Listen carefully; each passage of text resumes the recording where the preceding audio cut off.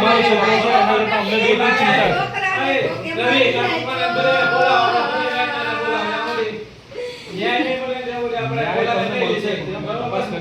છોકરો છે, તમે એવું ના માનો કે સ્વિમિંગ પુલમાં એટલું બધું પાણી હોય કે ડૂબી જાય. કરીએ છીએ. ક્યાં સ્વિમિંગ પુલ કેવું હતું? હા, એ ગેટવે હોટલમાં તપાસ કરીએ છીએ અમે કેવી રીતે આખી ઘટનામાંની બધા નિવેદન લેશું અને કાર્યવાહી થશે. જેને પણ નિષ્કાળજી દાખવી છે એની પર આપણે 100% કાર્યવાહી કરીશું. અમારો છોકરો છે, કાર્યવાહી કરવાથી અમારો આવી જાય.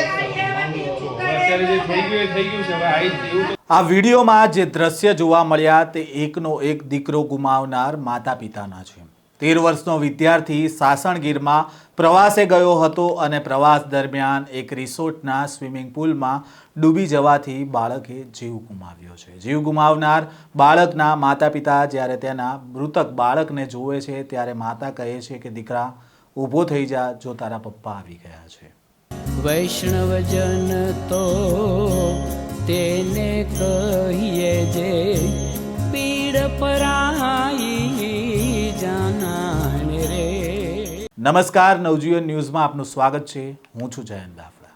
રાજકોટના હાથીખાના વિસ્તારમાં આવેલી નવયુગ સ્કૂલના ધોરણ 5 થી 12ના કુલ 157 વિદ્યાર્થીઓ અને 12 શિક્ષકો સોમનાથ, સાસણ અને દેવળિયાના પ્રવાસે નીકળ્યા હતા. સોમનાથ દર્શન કરીને પરત ફરતી વખતે બપોરે 12 વાગ્યાની આસપાસ વિદ્યાર્થીઓ સાસણ તાલાલા રોડ પર આવેલા એક રિસોર્ટમાં જમવા અને વિરામ માટે રોકાય છે. જમ્યા બાદ રિસોર્ટના સ્વિમિંગ પુલમાં નાતી વખતે 13 વર્ષીય હાર્દિક મુકેશભાઈ બારૈયા અચાનક પાણીમાં ગરકાવ થઈ જાય છે અને હોટલના સ્ટાફ અને શિક્ષકો દ્વારા તેમને બહાર કાઢી સરકારી હોસ્પિટલમાં ખસેડવામાં આવે છે, પરંતુ ફરજ પરના તબીબે આ બાળકને મૃત જાહેર કર્યો હતો. શૈક્ષણિક પ્રવાસ દરમિયાન સાસણ નજીક આવેલા ધ ગીર ગેટવે રિસોર્ટમાં સ્વિમિંગ પુલમાં નાહવા પડેલા ધોરણ 8ના વિદ્યાર્થી હાર્દિક બારૈયાનું ડૂબી જવાથી મોત નીપજ્યું છે અને આ ઘટનાને પગલે હસતા રમતા બાળકનો આ પ્રવાસ છે તે પલવારમાં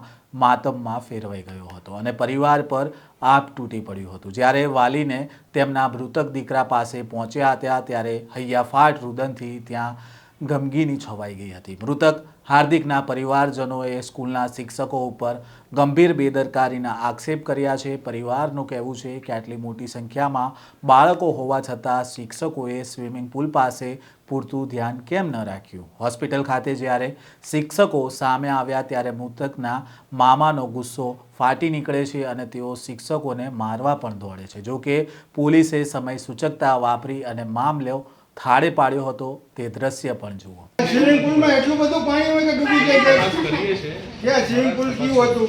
હા, એ ગેટવે હોટલમાં તપાસ કરીએ છીએ અમે કેવી રીતે આખી ઘટનામાંની બધા નિવેદન લેશું અને કાર્યવાહી થશે. જેને પણ નિષ્કાળજી દાખવી છે એની પર આપણે 100% કાર્યવાહી કરીશું. અમારો છોકરો છે, કાર્યવાહી કરવાથી અમારો આવી જાય. અત્યારે જે થઈ ગયું એ થઈ ગયું છે. હવે એવું તો તમને ખબર હશે કે કોઈ પાછું ના આવે. અમને દુઃખ છે, એનું 100% દુઃખ છે, પણ અમે હવે જે કરી શકીએ અમે કરીશું. સમજો, થોડીક તમે શાંત છો. ઘટનાની જાણ થતાં જ હાર્દિકના માતા પિતા રાજકોટથી તાલાલા દોડી આવ્યા હતા. હોસ્પિટલના પટાંગણમાં જ્યારે માતા પિતાએ પોતાના લાડકવાયા દીકરાનો મૃતદેહ જોયો ત્યારે તેમના હૈયાફાટ રુદનથી ત્યાં હાજર દરેક વ્યક્તિની આંખ ભીની થઈ ગઈ હતી. માતા કહી રહી હતી, દીકરા ઊભો થઈ જા, જો તારા પપ્પા આવી ગયા છે.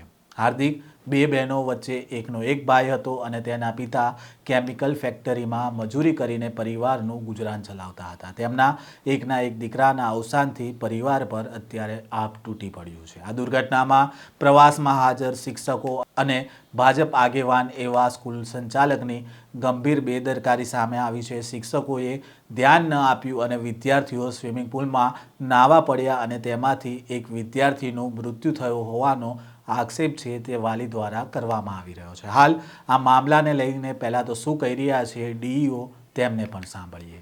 24/10/2024નો ગુજરાત રાજ્યનો શિક્ષણ વિભાગનો પ્રવાસ સંદર્ભનો આખો ઠરાવ છે, જેમાં કોઈ પણ શાળા જ્યારે પ્રવાસ જાય ત્યારે એ શાળાએ કચેરી ખાતે જાણ કરવાની હોય છે. નવયુગ શાળાએ કચેરી ખાતે જાણ કરતી ફાઇલ અમને જમા કરાવી હતી. 11મી તારીખના રોજ એ ફાઇલ જમા થયેલી છે. એ ફાઇલમાં મૂક્યા મુજબ 145 વિદ્યાર્થી અને 14 શિક્ષકો સાથેનો આ પ્રવાસ હતો, જેમાં સૌથી પ્રથમ સર સોમનાથ અને પછી સાસણનું દેવળિયા પાર્ક હતું. 1 દિવસનો પ્રવાસ હતો અને સંચાલક સાથે જ્યારે ત્યાં પ્રાથમિક તપાસ સાથે પૂછપરછ કરી હતી ત્યારે સંચાલકના જણાવ્યા અનુસાર એ લોકો જમવા માટે શાસન ખાતેના એક રિસોર્ટમાં રોકાયા હતા અને જ્યાં કેટલાક વિદ્યાર્થીઓ નાહવા માટે, જેમાં નાહવાનું કોઈ આયોજન નહોતું છતાં પણ કેટલાક વિદ્યાર્થીઓ નાહવા માટે સ્વિમિંગ પુલમાં પડ્યા હતા અને એમાં એક વિદ્યાર્થીનું ડૂબી અને દુઃખદ અવસાન થયું છે. આ બાબતે દુઃખની લાગણી વ્યક્ત કરું છું.